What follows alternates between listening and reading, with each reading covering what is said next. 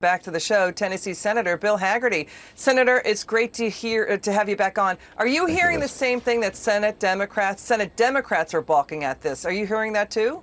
Do they lack the Democrat votes? I certainly heard the quote that you played from Joe Manchin. I hope that his colleagues will listen to it. But what I've seen is a party that's been captured by the progressive far left. And they're saying that a prerequisite to any sort of infrastructure package is going to be this $3.5 trillion spending spree. That will be more of the Green New Deal, more Obamacare, more job-killing taxes, death taxes. It's going to push more jobs overseas. This is going to be devastating to the American economy at a time when we certainly don't need to see more stimulus spending as inflation is beginning to run rampant in America.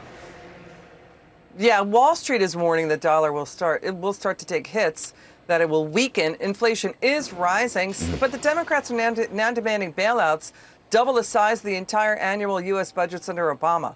So how can they do that in just a party line only Democrat vote? Can the Republicans stop it? It's a procedural process that they've used before. This is what they did in March with their $1.9 trillion so-called COVID relief package, which was anything but that.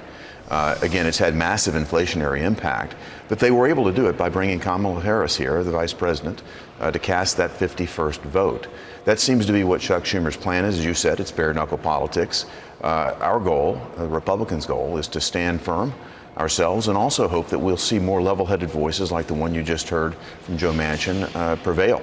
We just need one Democrat to side with us.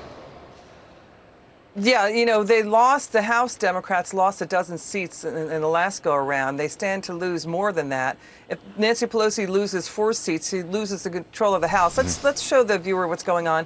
The Federal Reserve has printed out more than $4 trillion in cheap money over the past year.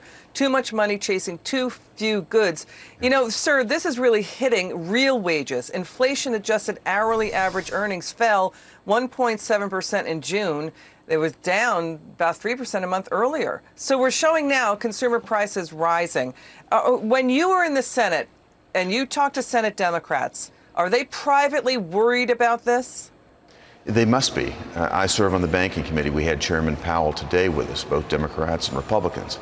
Most of my Democrat colleagues tried to avoid the whole conversation about inflation, but the Republicans were very focused on this with Chairman Powell. And if you look at what happened, Liz, just month over month from May to June, if you annualize the price increases that happened there, that's a 12% inflation rate.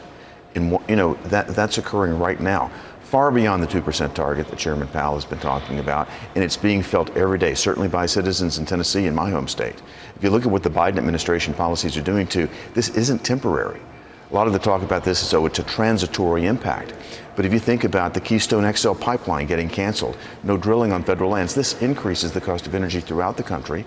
And what it does is it increases the cost of every good that has to be transported across America. Americans are feeling this, whether it's in home prices, whether it's in the price of used cars, and certainly every good and service that they have to purchase. This inflation is a real concern, and we need to address it now, and certainly not add more stimulus spending that's going to go to, again, fuel this inflation even further. All right, Senator Hagerty, thanks for joining us. It's good to see you. Liz. Come back soon. It's great to be back with you. Just now coming out of the bottom.